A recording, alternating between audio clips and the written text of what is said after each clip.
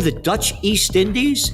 You mean the Dutch robbing and pillaging and stealing stuff out of Indonesia? Oh yeah, the Dutch East Indies. We can do anything we want. Don't you know who we are? We're the Dutch. Spewing out of Bush's mouth, we're gonna get that guy Osama bin Laden, dead or alive.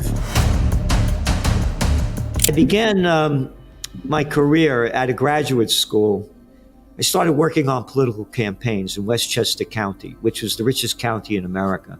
And they were grooming me. I became the assistant to the secretary of the New York State Senate. From there, I taught, designed, and instructed a course called American Politics and Campaign Technology, How to Run Political Campaigns. And I quit the job up there in the Senate. It wasn't my kind of trip. Watching grown men grovel to suck their way up to the top isn't the way I grew up.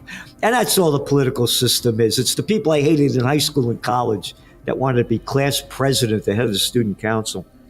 So then I became the number 2 guy running a major trade association. Again, as I said, I pulled a lot of crap in my life. In the 1970s, I was working for the chemical industry. And I was killing environmental legislation. And I was 28 years old, staying at the Willard Hotel and putting my meetings on at the Hay Adams. Here's a photograph of me and Ronald Reagan. Yeah. I voted for Richard Nixon. That's how stupid I was, 1968. But anyway, I picked him up at the Chicago Hilton and put on a brunch for him and 16 of our board of directors 2 days before he's announcing, I'm 30 years old, running against Gerald Ford. So I've been with presidents, prime ministers, and princes. I've been on the other side. That's why I know what it looks like. And what happened was the Iranian conflict started to break out. This is when I became a trend forecaster. And people had no idea the United States overthrew the democratically elected government of Mossadegh in 1953. And he had the nerve, the Iranian president, to say, no, that oil does not belong to Anglo-Iranian oil, better known today as BP, or Standard Oil, better known today as ExxonMobil. That's our oil. No, right. It's not. And Churchill and Kermit Roosevelt, Theodore Roosevelt's great-grandson, he was with the CIA, they overthrew the government. And they had the Savak, the secret police that made the SS look good. So the hatred was building up. So when the revolution started happening in the late 1970s, this is when I became a political atheist. Because all they did was teach us to hate Iran without knowing any of the facts. And I wrote about this in my book, Trend Tracking, Far Better Than Megatrends, Time Magazine, how I became a trend forecaster. So as everybody's learning to hate these countries that they teach you to hate, I said, what will be the implications? And I bet $5,000, I didn't know what I was doing, on the oil futures and the gold futures. And I brought it up to almost $750,000. And that's when I quit my job. And I realized you have to look at things for the way they are, not the way you want them to be. And that opportunity misses those who view the world through the eyes of their profession. You have to look at all the different areas of what's going on and make connections between different fields. And that's the way I became a trend forecaster.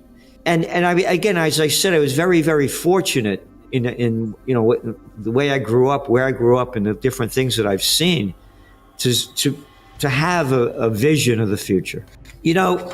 I didn't know this until I do a weekly podcast with Judge Andrew Napolitano. And we were talking about oil prices and what was going on. And then somehow Japan came up. And he said, the United States cut off Japan's oil prior to the bombing of Pearl Harbor. And I said, yeah, I knew that. But, all I did was I Googled up Franklin Roosevelt seizes Japanese assets. And pop, up comes mainstream history today. You ready? United States freezes Japanese assets. On July 26, 1941, and of course, the Japanese bombed Pearl Harbor in December, so it's July, August, September, October, November, December. Franklin Roosevelt seizes all Japanese assets in the United States. You know why? In retaliation for the Japanese occupation of French Indochina. Why, those dirty Japanese. How dare they go into French Indochina when the French are in there stealing their rubber, their tin, rape, robbing, and pillaging? Well, they're up in Algeria, they're over in Morocco, they can go anywhere they want. How dare the Japanese go there? Then it gets better.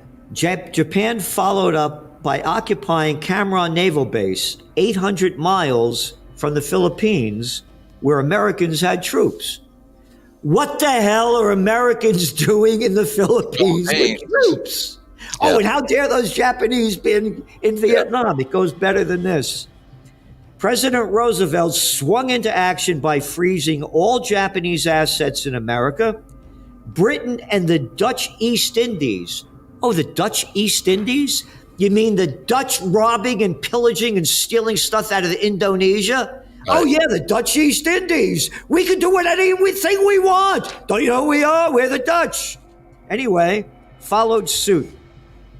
The result, Japan lost access to 3/4 of its overseas trade and 88% of its imported oil. They only import 100%, so they cut off 88%. Can't understand why they bombed Pearl Harbor. Oh, and you know what else they say right here? Those Japanese, they were the Great Britain was very upset because they were threatened because of their bases in Shanghai.